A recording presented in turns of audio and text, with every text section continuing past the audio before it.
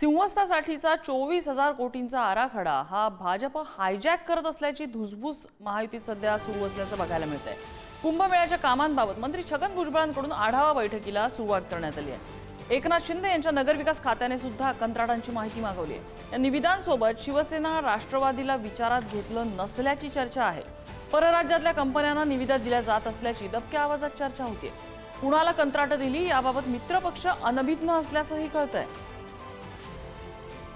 की काही लोक जे आहेत वादावादी करण्यामध्ये काही ठराविक लोकांना इंटरेस्ट आहेत मीडियाच्या सुद्धा की वाद वाढावा।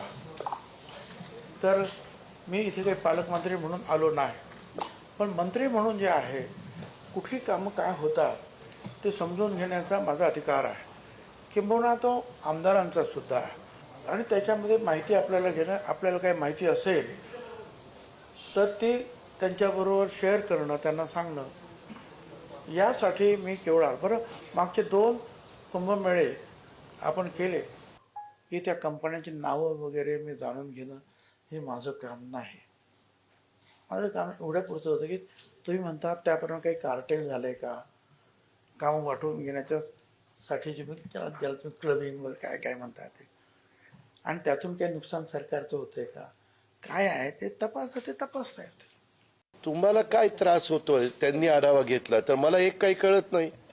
आम्ही सरकारमध्ये आहोत, ते त्या जिल्ह्याचे आहेत। तुम्ही उद्या म्हणाल अजित पवार हा उपमुख्यमंत्री आणि वर्ध्याला येऊन का आढावा घेतो? अरे आमची जबाबदारी, आमचं काम आहे। आम्ही यांच्या सगळ्यांच्यामुळे सरकारमध्ये आहे ना।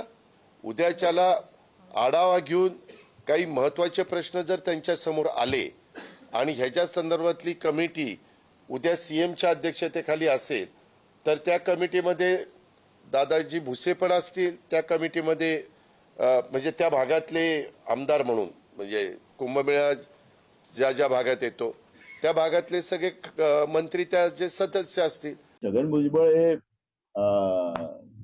तेल लावलेला पलवान आहे। आता काय काय तेल लावून करेल यांचं ते आता येणारा काळ सांगेल। त्यामुळे इतकं सोपंही नाही छगन भुजबळ यांना। आणि गिरीश महाजन त्यांच्या समोर बच्चा आहे। गिरीश महाजनाला सगळे अधिकारी असतील, पण ते त्यांच्या समोर बच्चा, हा तेल लावलेला पलवान आहे।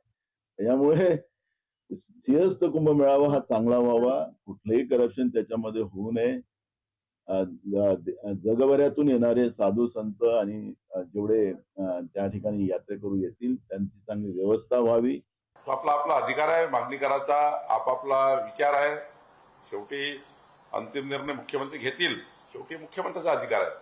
आणि जे आम्ही तिन्ही पक्ष आहे, तिन्ही पक्ष एकत्र बसून याबद्दलचा एक अंतिम निर्णय लवकरात लवकर करू।